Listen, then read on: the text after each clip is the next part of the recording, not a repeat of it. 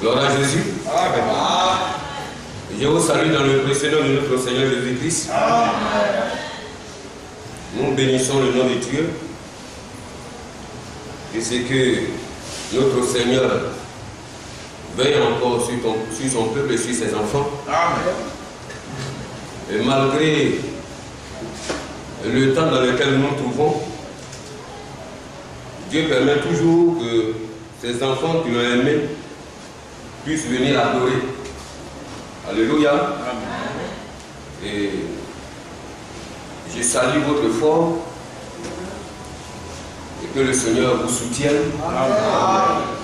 Afin que vous améliorez votre marche spirituelle avec lui. Vous voyez, il y a d'autres qui ont toujours des accrochages à faire. Quand c'est encore la pluie, ils s'instruisent du côté de la pluie. Vous dites peut-être c'est la pluie qui l'a empêché de venir adorer son Dieu. Mais quand nous, lorsque nous nous rappelons de la parole de Paul, il disait que rien ne peut m'empêcher d'adorer mon Dieu. Alléluia. Donc un enfant de Dieu, un chrétien, un fils de Dieu, rien normalement ne doit l'empêcher d'adorer son Dieu. Amen. Alléluia. Amen. Rien dans le monde. Rien. C'est-à-dire, si nous savons que nous avons tel privilège et que nous devons obtenir, coûte que coûte, quelles que soient les difficultés qui seront en face de nous, nous devons demander la grâce de Dieu pour les braver. C'est-à-dire, un fils de Dieu doit toujours braver les obstacles qui vont l'empêcher à recevoir la bénédiction de son Père. Amen. Mais c'est ce qui souvent est difficile à avoir. Et on arrive souvent, comme on peut appeler, à faire de la police derrière certaines autres personnes. Et oui, c'est normal parce que Dieu nous a dit aussi qu'il y a des faibles et puis il y a des forts. Donc de temps en temps, il faut aussi être derrière eux pour les encourager à recevoir leur salut. C'est comme tu as un enfant à la maison qui a la difficulté d'étudier. Tu ne peux pas le laisser s'amuser. Or, il a ses leçons qu'il doit apprendre pour que demain, arrivé en classe, lorsqu'il va recevoir des devoirs, qu'il puisse obtenir une bonne note. C'est ainsi aussi que les serviteurs de Dieu, ceux-là même qui sont mandatés par le Seigneur, choisis par celui-là même qui veut son œuvre soit faite sur la terre, ils sont appelés à le faire. Amen. Amen. Parce que Dieu nous dit, il a celui-là même qui a choisi. Et ses enfants en qui il a donné à chacun comme apôtre, comme prophète, etc. etc. Pourquoi? Pour quelle raison? Pour le perfectionnement des saints, en vue de l'œuvre du ministère et de l'éducation du corps de Christ. Amen. Alléluia. Amen. Donc, ces personnes, je peux dire ces personnalités, parce que souvent on les regarde comme ça, peut-être comme ils ne portent pas les épaules, donc on les prend, je ne sais pas, excusez-moi le mot, là je m'en fous. Mais normalement ce sont des personnalités à ceux que nous devons du respect, à ceux que nous devons aider à pouvoir faire l'œuvre de Dieu dans une bonne disposition. Amen. C'est vrai. Vous devez aider ces personnalités. Et la Bible dit que ceux-là à qui Dieu a choisi pour le perfectionnement du corps de Christ, jusqu'à ce que nous soyons tous parvenus à l'unité de la foi et de la connaissance du Fils de Dieu, à l'état d'homme fait, à la mesure de la stature parfaite de Christ. Oui. Vous voyez, c'est vrai que notre Seigneur, il dit, je vais au ciel pour vous préparer une place. Et lorsque je finirai, je viendrai vous chercher. Mais s'il n'y a personne en qui il a confié cette grande tâche pour permettre à aider ses enfants pour qui il est mort à la croix. À son retour, il ne peut pas trouver quelqu'un. Donc il a mis ses personnalités pour que le travail soit fait, à ce qu'il continue de préparer la place des uns des autres. C'est là, donc la raison pour laquelle nous sommes là ce soir. Nous allons voir quelque chose dans la parole de Dieu, toujours dans Ephésiens chapitre 1, à partir du verset 1. Oui, nous allons utiliser le petit thème de notre frère bien-aimé, le ministre de la parole, au frère Ouattara, petit quelque chose. Alléluia. Oui, c'est petit quelque chose nous font du bien. Oui, c'est petit, mais c'est grand. Ça nous permet de nous préparer, de nous interpeller, de nous instruire, afin que nous arrivons à nous engager totalement, oui, pour le bien-être de notre âme. Alléluia. Je vais faire la lecture à partir de Ephésiens chapitre 1, verset 1. Et on va aller pas à pas. Paul, apôtre de Jésus-Christ, par la volonté de Dieu, aux saints qui sont à Éphèse et aux fidèles en Jésus-Christ. Que la grâce et la paix soient données de la part de Dieu notre Père et du Seigneur Jésus-Christ. Alléluia. Amen. Que le Seigneur nous bénisse. Amen. Et que le Seigneur ajoute la bénédiction à sa parole. Amen.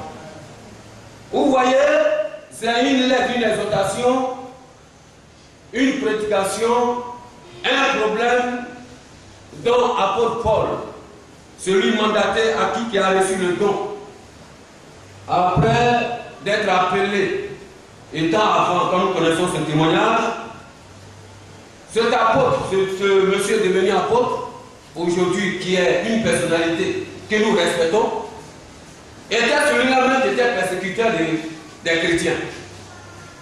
Et la Bible dit, c'était sur la route où il partait en mission charnelle, c'est là Dieu l'a freiné et Dieu a permis qu'il devienne son canal. Amen. Alléluia. Amen. C'est même chose que vous et moi. Je peux aujourd'hui prendre aussi mon témoignage là où Dieu m'a enlevé. Comment Dieu m'a appelé. Comment cette lutte a été faite. Oui, de ma part. Paul, lui, partait, il emprisonnait et il tuait. Mais moi aussi, de mon côté, j'avais une autre mission qui ne glorifiait pas le nom de Dieu. Amen. Oui. Donc par là, Dieu a mis frein. Pour dire, depuis longtemps, étant dans le ventre de ma maman, il a celui qui m'a déjà préparé. Enfin que je devienne son serviteur. Comme Paul, c'est vrai, c'est une prédestination. Amen. Et là, qui a eu son exécution, à un temps bien donné, que Dieu même lui-même l'a préparé. C'est ainsi, chacun d'entre nous. Et maintenant là, Paul qui venait permettre enfin qu'un instrument que Dieu va utiliser pour l'éducation du corps de Christ, voyant dans quel état les chrétiens d'Éphèse, qui sont les Éphésiens et sont, Dieu va l'utiliser pour les amener à comprendre leur position. Quel privilège qu'ils sont en Jésus-Christ. Amen. Mais avant de commencer, il a commencé par une salutation. Oui, c'est ce que nous faisons souvent. Nous saluons le peuple de Dieu. Nous saluons les chrétiens. Nous, vraiment, nous voyons comme leurs efforts et qu'ils viennent pour écouter la parole de Dieu. Leurs efforts qu'ils ont encore amené cette lutte durant une journée en face des difficultés qu'ils ont croisées. Mais à cela, Dieu leur donne la force pour venir écouter sa parole. Pourquoi? Pour leur bien-être, pour leur vie. Cette vie ne se retrouve pas sur la terre des hommes. Mais ça se prépare. Oui, c'est vrai. C'est une lutte pour que demain, nous soyons soyons heureux. Alléluia. Donc nous devons vraiment reconnaître cela et les saluer. Et c'est ce que Paul a fait. Paul a dit, il est apôtre de Jésus-Christ par la volonté de Dieu. Nous devenons apôtres de Dieu, nous devenons serviteurs de Dieu, nous devenons, oui, les ministres de la parole, pas par notre propre volonté. Nous n'avons pas de volonté à donner. Or, notre volonté avant était le contraire de la volonté de Dieu. Moi, par exemple, je luttais. Je ne pensais pas que je devais être le serviteur de Dieu. Devenir pasteur, me retrouver aujourd'hui à Greyapo. Oui, je n'ai pas pensé à ça. Pour moi, le chemin, ce que je pensais, c'était d'aller quelque part, à Toulouse là-bas, dans une forêt, et puis commencer à couper la forêt.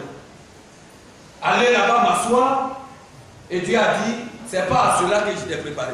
Amen. C'est pas pour cela que je t'ai enlevé dans cette boue. Oui, de la servitude de Satan. Mais je t'ai appelé pour que tu sois un instrument pour moi, afin que mes enfants soient sauvés. Amen. Alléluia. Amen. Donc, aux saints qui sont à Éphèse et aux fidèles en Jésus-Christ. Je pourrais dire à quelqu'un une fois lorsqu'on échangeait, et puis on est rentré dans une histoire, et donc on est rentré dans le livre de Corinthiens, et puis il a dit ça là, c'est pour les Corinthiens. C'est pour les Corinthiens. C'est là qu'il a dit, moi je suis un Ivoirien. Amen. Et j'ai ma région, je viens de tous les pleurs. J'ai mon village qu'on appelle Ziambli. Mais je n'ai jamais vu le nom de Côte d'Ivoire, ni de tous les pleurs, ni de son petit village qui est caché dans les forêts là-bas, que même souvent c'est difficile à reconnaître sur la carte de la Côte d'Ivoire. Mais ici, on parle des Frisiens, on parle des Corinthiens. Mais la Bible dit, aux fidèles qui sont en Jésus-Christ, en dehors des Éphésiens, des Corinthiens, il y a ceux comme le Seigneur nous a interpellés, oui, en Actes chapitre 2. La Bible dit que, excusez-moi, on va lire, parce que c'est pas facile souvent de citer cela sans regarder pour ne pas vraiment, comme Paul dit que ces paroles ne viennent pas de nous, pour ne pas ajouter, comme Dieu aussi nous dit de ne pas ajouter. Amen. Et puis de ne pas retrancher. Alléluia. Amen. Donc cette parole, voici ce que je voulais citer dans Actes chapitre 2, verset 37, où lorsque Pierre a apporté l'évangile, et il a dit ceci. Pierre a dit, répentez-vous et que chacun de vous soit baptisé au nom de Jésus-Christ à cause du pardon de vos péchés, et vous recevez le don du Saint-Esprit, car la promesse est pour vous. Alléluia. Pour vos enfants et pour tous ceux qui sont au loin, en aussi grand nombre que le Seigneur notre Dieu les appellera. Amen. Alléluia. Amen.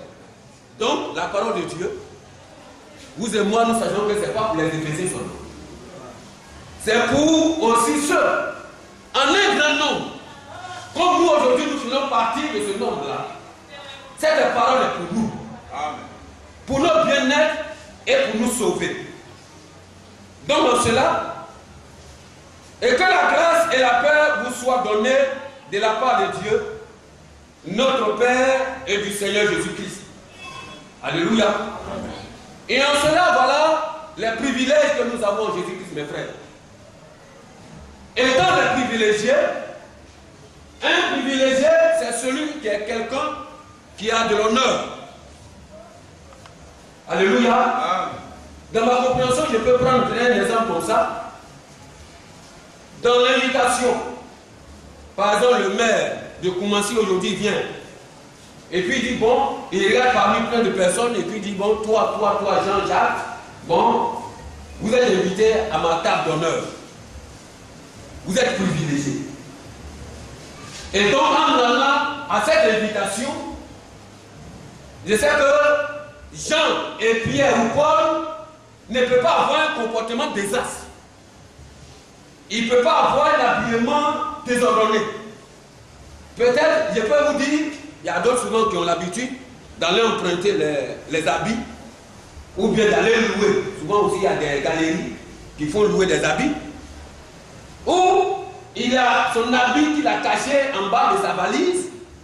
Il va le retirer de là, le nettoyer et il va chercher un autre parfum pour qu'au moins il soit présentable à cette table d'honneur du maire de Koumassi. Amen. Alléluia. Un privilégié est quelqu'un qui travaille en soi-même pour que cet honneur ne soit pas gâché. Alléluia. Et nous les enfants de Dieu, nous avons tel grand privilège en Jésus-Christ. Amen. Donc Paul permet de nous rappeler cela pour ne pas que nous jouions avec ce que nous avons. Alléluia. Amen. Oui. Tu as un grand privilège, enfant de Dieu, avec ton Dieu. Donc qu'est-ce que tu fais avec? Pour que tu l'obtiennes. Pour ne pas que demain tu perds cela. Alléluia. Amen. Donc Paul dit, verset 3, béni soit le Dieu et Père de notre Seigneur Jésus-Christ, qui nous a bénis de toutes bénédictions spirituelles dans les lieux célestes en Christ. Et regardez quel grand privilège que vous avez, nous avons, nous avons. Alléluia. Amen. Oh Seigneur. Qui nous sommes pour que nous ayons tel privilège? Qui sommes-nous? On dit, il y a un chant, je ne sais pas, il était donné à chanter. Si je me rappelle des mots, je ne suis rien pour que quelqu'un aille mourir à la croix pour moi. Qui suis-je? Pour qu'un grand Dieu aille donner sa vie à la croix pour moi. Qui suis-je pour que ce grand privilège que j'ai en Jésus-Christ, moi qui étais dans la boue du péché, oublié, abandonné par les hommes, n'est même pas reconnu par la nature, même par la société.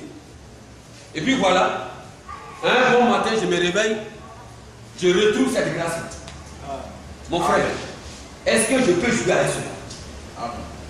Et souvent, quand je vois des personnes qui jouent cela, qui jouent avec ça, qui jouent avec leur privilège et qui s'amusent pour ne pas l'obtenir, pour qu'un grand bon matin, qu'ils arrivent encore à rentrer dans la gloire.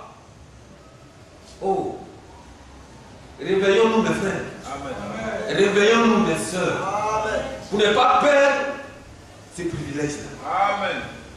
Il dit béni soit le Dieu et Père de notre Seigneur Jésus-Christ, qui nous a bénis de toute bénédiction. C'est-à-dire qu'il n'y a même pas une moitié.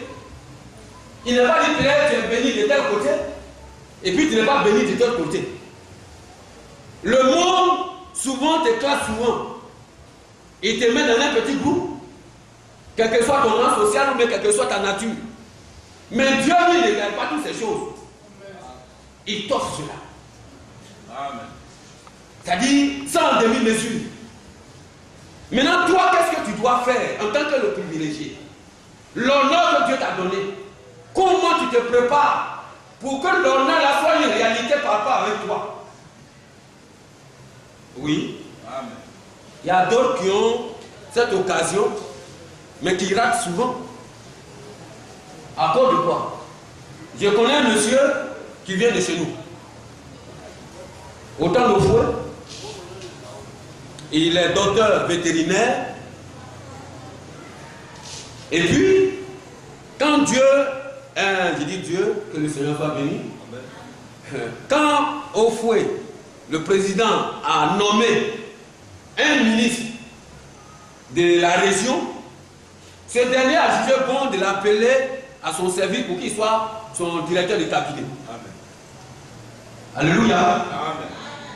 Et puis il a dit, bon, j'ai besoin, je vais te recevoir tel jour, tu viens. Et pour là, pour que vraiment mon bureau, mon conseil soit fait et que tu sois là. Voilà, avec tel privilège que le monsieur a eu, qui ne pensait pas avoir. Et puis un bon matin, il se réveille. Je ne sais pas quelle mouche qu'il a piqué. C'est vrai, il a mis veste. Il a mis veste sur sa chemise qu'il a. Il a porté pantalon. Il s'est bien foulé, il a mis cravate. Et vous voyez maintenant, qu'est-ce qu'il va porter? Il porte ta tête. Vraiment, on rit, hein, c'est la réalité. C'est pas on dit, c'est pas quelqu'un qui m'a rencontré. Moi, il faut une tapette. Il a porté tapette. Et puis vous voyez que sa maison, il traverse tout quartier. En ce moment, on vivait, il était avec mon grand frère qui est chef au greffier à son temps, à Lokoyo, c'est-à-dire à Tekoubé là-bas. C'est là-bas on habitait. Moi j'ai fréquenté à 13 villes ici. Nous on était contents dans le quartier, on dit vraiment voilà on va voir vraiment notre oncle, notre tonton. Donc on dansait. Il est nommé directeur du cabinet d'un ministre. Et il va en tapette. Il arrive là-bas. On demande le directeur du cabinet, le nouveau directeur qu'on va nommer. Il est assis dans la salle de réception. Ils ont dit son nom. Il se lève. Celui qui va le faire rentrer, il le regarde. Il a dit, mais monsieur, il y a quoi? Il dit, mais il y a quoi comment? C'est le ministre qui m'a appelé. Il dit, mais regardez-vous comment vous êtes habillés. Donc, ce n'est plus la peine. Ce poste, on ne peut pas vous le donner de telle manière dont vous êtes présenté. Non, c'est pas la peine. Le ministre, il répond à la question, mais où il est? Donc celui qui l'a envoyé pour appeler le monsieur, il le fait signe, il vient à la porte, il le regarde. C'est pas la peine. Or déjà, le ministre avait fait son choix parce qu'il y avait plusieurs personnes qui devaient être à ce poste. Mais ces personnes aussi ne sont pas des Ougandais, ils sont venus. Bon, il s'est dit que bon, peut-être comme c'est leur frère de la région, peut aussi leur trouver une place. Mais quand ils sont venus, ils sont bien habillés. Et puis parmi eux, le ministre a choisi une autre personne. Alléluia. C'est ce que souvent les enfants de Dieu, les fils, les chrétiens, il arrive à d'autres personnes de manquer leur privilège. Si on ne prend pas garde, avec quel privilège, il y a une préparation à faire. Et la Bible nous dit que Paul, en nous appelant les saints c'est vrai, en Christ, nous marchons dans la voie, nous nous préparons. C'est vrai qu'un chrétien, il est saint, mais par la foi en Jésus-Christ. Ce n'est pas parce qu'il n'arrive pas souvent à cogner des cailloux, ce n'est pas parce qu'il n'arrive pas à glisser souvent dans les milieux, mais c'est quelqu'un qui ne peut pas permettre à rester là où il est tombé. Oui, il est celui qui permet à se relever en un temps bien peu pour toujours mériter ce poste, sa place, sa position que Dieu lui a remplie. C'est là. Mais si on ne prend pas garde, de tels privilèges vont passer à côté de nous. Et puis souvent on va se poser la question. Maintenant nous rappelons la parole de Paul. Il dit, je traite durement mon corps. Pour ne pas que moi qui en ai prêché aux autres, qu'un jour que moi je reste. Amen. Donc ça veut dire quoi? Chacun est celui qui doit avoir une préparation de sorte que tout ce qui ne glorifie pas le nom de Dieu et qui va l'empêcher à avoir son honneur à une prochaine fois ou bien à ce qu'il attend, il arrive à prendre minutieusement sa marche dans le conseil qu'il reçoit de la parole de Dieu. Amen. Alléluia. Amen. On ne doit pas se négliger. Et donc il dit, en lui Dieu nous a élus avant la fondation du monde. Cette élection, ça se travaille, ça se prépare. Alléluia. C'est pas parce qu'aujourd'hui on est élu, c'est vrai, avant la fondation du monde. Je suis là et puis je vais vivre comme je veux. Je vais me comporter comme je veux. Je ne peux même pas vraiment, je vais aller souvent même m'emboubouiller dans le péché, dans le mal parce que je regarde la parole de Dieu et puis on me dit que je suis déjà élu avant la fondation. Donc, quel que soit mon comportement, comme souvent les limodins ou bien les gracistes, c'est les gracistes. Alléluia. Amen. Et il dit déjà, avec cette grâce qu'ils ont reçue en Dieu, en Jésus-Christ, il peut vivre comme il veut. Mais il ne peut pas vraiment être hors de ce privilège. De leur privilège, de leur honneur. Mais tu vas faire. Il faut travailler pour mériter cela. Amen. Mais si tu ne travailles pas en fonction de cela, mon frère, l'homme pour lequel Paul lui-même, en tant qu'un ministre de la parole, apôtre, il ne regarde pas son rang social, l'honneur qu'il n'a pas mérité. Il dit c'est la volonté de Dieu qui a donné. Donc, en ce stade de position, il ne peut même plus travailler à son salut. Mais or, la Bible nous dit, les chrétiens doivent travailler à leur salut. Amen.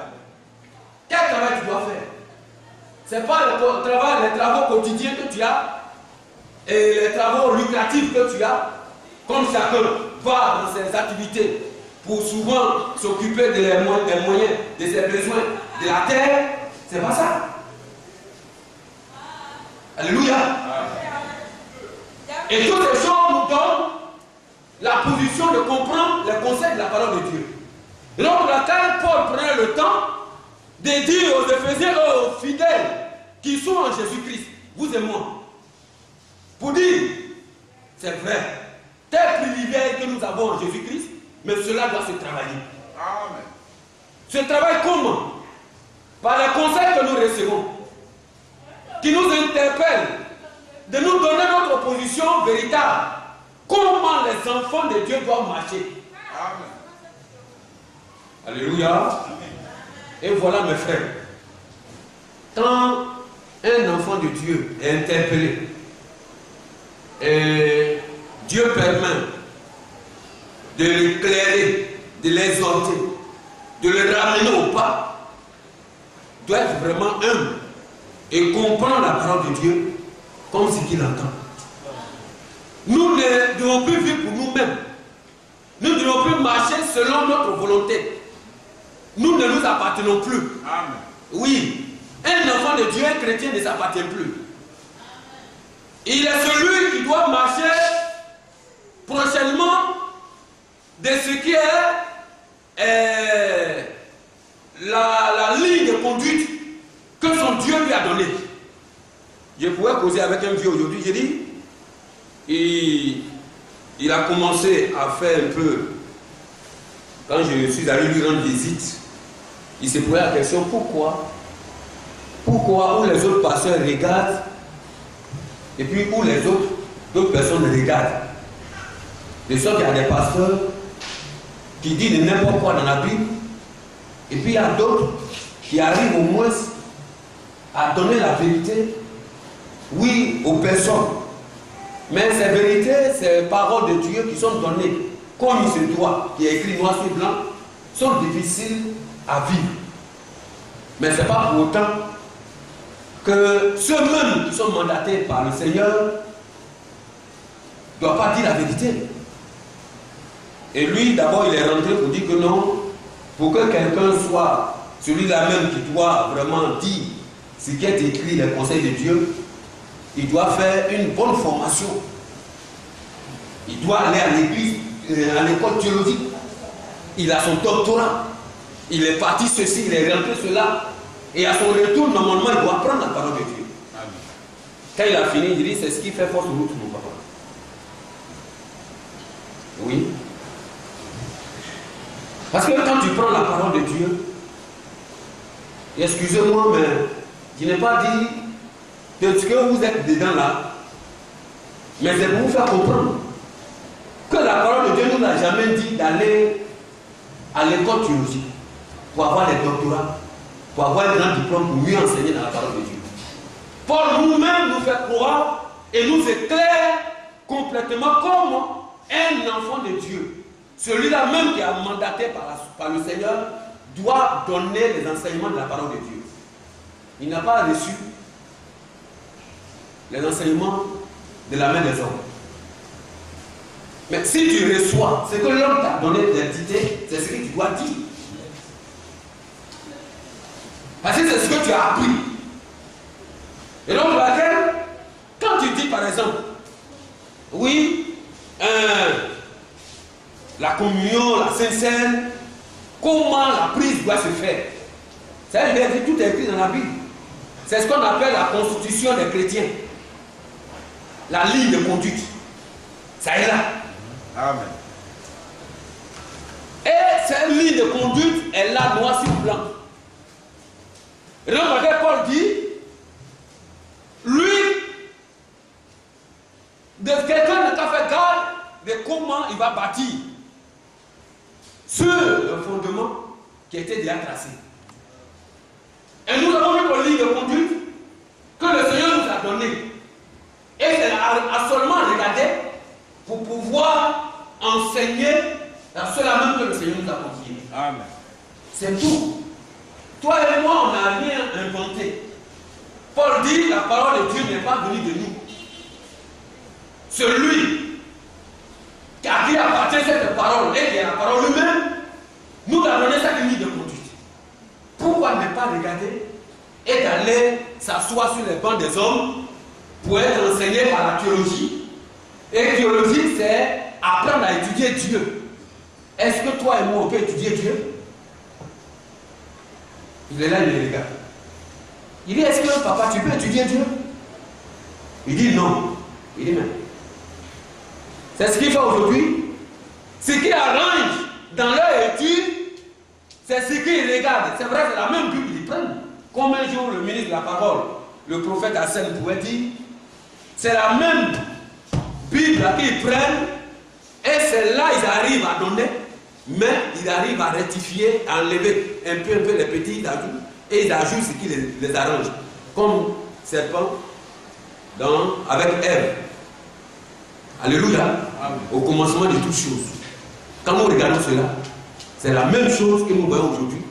Avec cela même que Dieu a dit, ils sont appelés les ouvriers de Satan.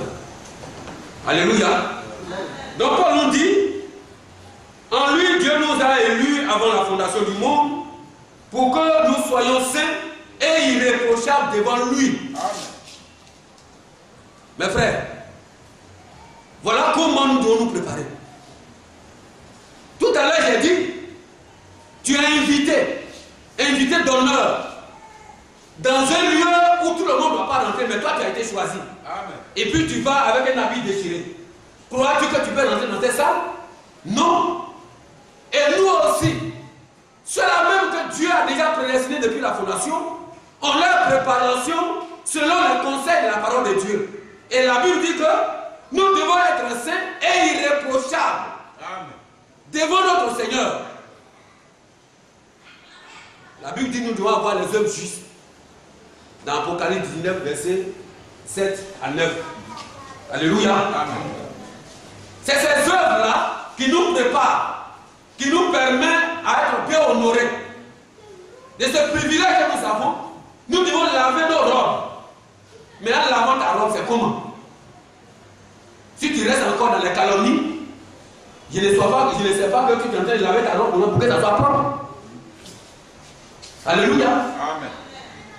Si tu restes encore dans les rancunes, je ne pense pas que tu es en train de bien préparer pour être reçu à cette invitation. Si tu es celui-même qui est toujours dans un groupe de division, je ne pense pas que tu es en train de te préparer pour que tu sois à la table du Seigneur. Alléluia. Amen. Donc Paul nous rappelle cela en travers de ses conseils dans Éphésiens pour nous dire, il faut que nous soyons irréprochables. Alléluia. Amen. C'est là. C'est là au moins tu peux dire, vraiment, j'ai en train de préparer mon élection.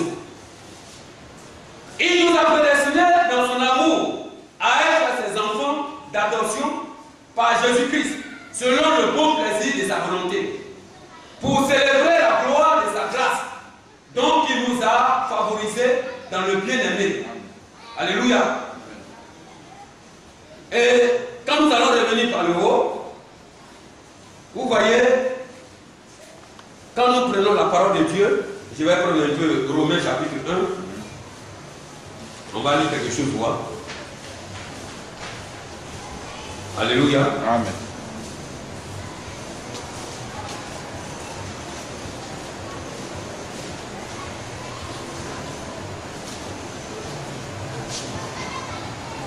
Nous allons lire ce passage de 1 Romains chapitre 1 à partir du verset.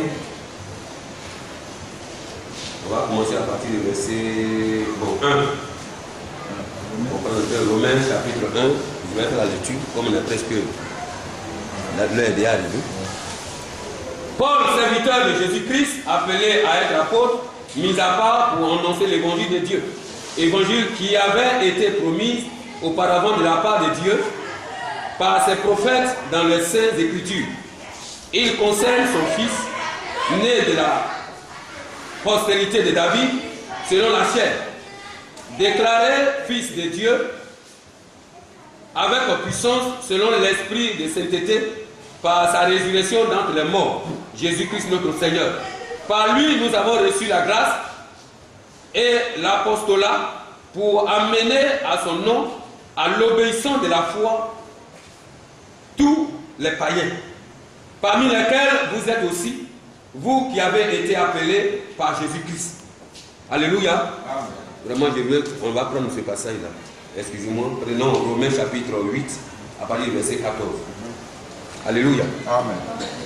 Parce que pour que nous soyons irréprochables et saints, il dit car, verset 14 de Romains 8, verset 14, que tous ceux qui sont conduits par l'Esprit de Dieu sont fils de Dieu. Et vous n'avez point reçu un esprit de servitude pour être encore dans la crainte, mais vous avez reçu un esprit d'adoption par lequel nous croyons à Abba Père. Alléluia. Donc, avec ce privilège que nous avons en Jésus-Christ, mes frères et moi, nous devons vraiment être saints et irréprochables. Nous ne devons plus rester maintenant dans la servitude. Donc, dans les œuvres, vraiment qui ne glorifient pas le nom de Dieu. Pour qu'on sache que réellement, nous sommes privilégiés pour cela même que Dieu a prédestiné depuis la fondation du monde. Vous et moi, nous devons nous préparer vraiment à marcher dans la voie de Dieu. Alléluia. Et de rester vraiment dans cette vie pour que les choses qui ne louent pas le nom de Dieu soient ôtées. Enfin que nous marchons dans ces sages conseils. Alléluia. Oui. Parce que nous ne devons pas rester dans cette position. Et si nous restons là aujourd'hui, mes frères, vous et moi, dans cet état que nous serons, nous ne pouvons pas prétendre que nous allons avoir une bonne place. Non. C'est maintenant le travail va se faire. Maintenant. À l'heure où nous sommes. Donc chacun doit réfléchir. Chacun doit revoir sa vie. Chacun doit faire, par exemple, comment on peut dire, inventaire. L'émotion de sa vie. Comme souvent dans les temps, dans les grands magasins, on voit que les gens font les inventaires, ils regardent qu'est-ce qui a marché, qu'est-ce qui n'a pas marché, qu'est-ce qu'ils doivent faire pour que pour une prochaine fois, les choses peuvent mieux marcher. C'est comme ça aussi un enfant de Dieu doit faire. Quand il regarde sa vie, ce qu'on lui reproche, ce que la parole de Dieu lui reproche, ce n'est pas un homme qui lui reproche, mais c'est la parole de Dieu. En travers un canal qu'il utilise. Donc on ne doit pas prendre mal en cela.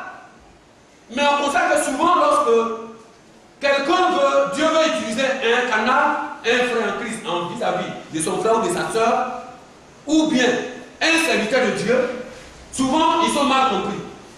Ils sont pris en mal. Or c'est ton bien. C'est pour que tu comprennes qu'il y a telle tâche sur toi que tu dois enlever. Parce que plus tard, c'est ça qui va t'empêcher de ne pas aller au repas de noces. Donc c'est dès maintenant. Amen. Là où nous sommes, et c'est le privilège que nous avons, travaillons-y, afin que nous puissions obtenir vraiment sur ton œuvre de notre Seigneur Jésus-Christ. Amen. Que le nom de Dieu soit béni. Amen.